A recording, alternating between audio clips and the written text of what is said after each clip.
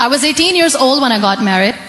I belonged to a very conservative family, a Baloch family, where good daughters never say no to their parents.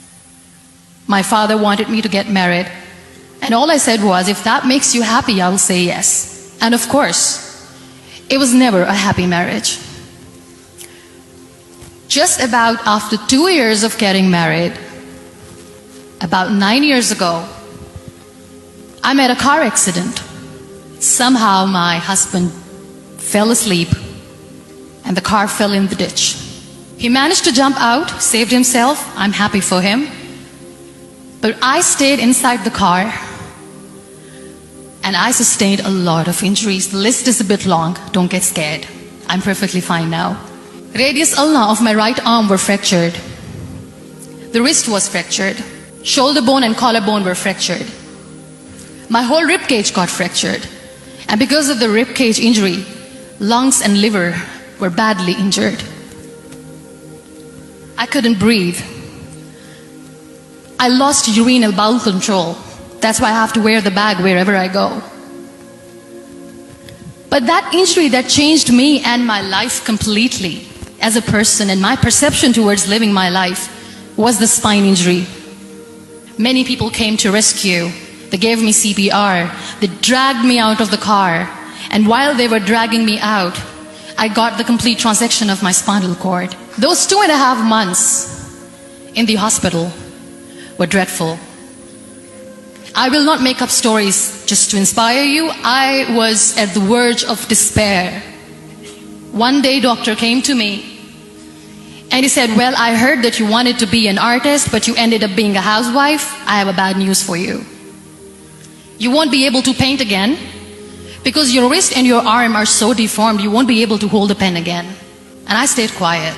Next day, doctor came to me and said, your spine injury is so bad, you won't be able to walk again.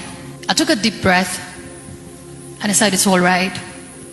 The next day, doctor came to me and said, because of your spine injury and the fixation that you have in your back, you won't be able to give birth to a child again.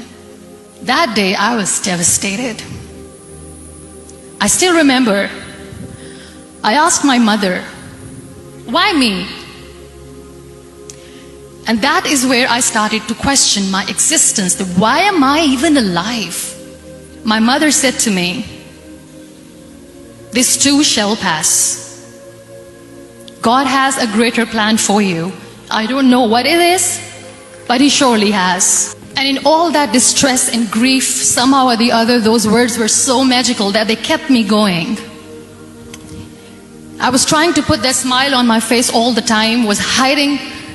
It was so hard to hide the pain, which was there.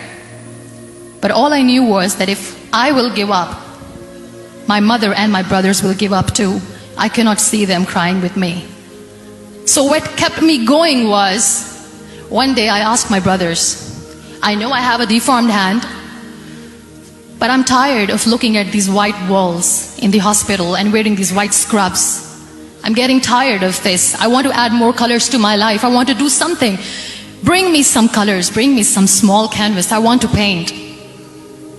So the very first painting I made was on my deathbed, where I painted for the very first time. It was not just an art piece or just my passion. It was my therapy. What an amazing therapy it was. Without uttering a single word, I could paint my heart out. I could share my story. People used to come and say, what lovely painting. So much color. Nobody could see the grief in it. Only I could. And that day I decided that I'm going to live life for myself. I am not going to be that perfect person for someone. I am just going to take this moment and I will make it perfect for myself. And you know how it all began? That day I decided that I'm going to fight my fears. We all have fears.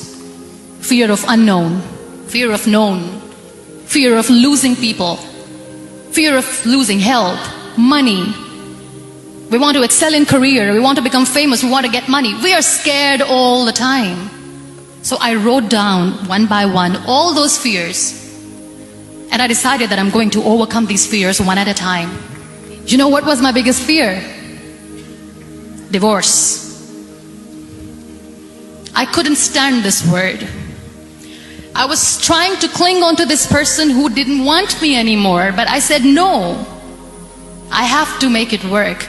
But the day I decided that this is nothing but my fear, I liberated myself by setting him free. And I made myself emotionally so strong that the day I got the news that he's getting married, I sent him a text that I'm so happy for you and I wish you all the best. And he knows that I pray for him today.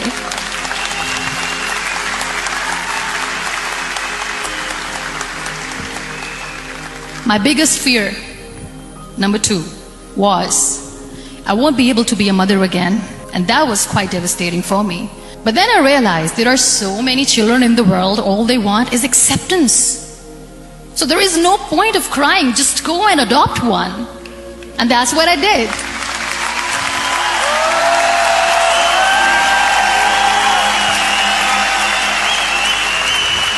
I gave my name in different organizations, different orphanages, and I waited patiently.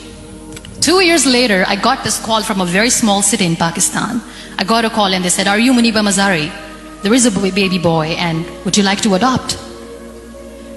And when I say yes, I could literally feel the labor pain. I said, yes, I am going to adopt him. I am coming to take him home.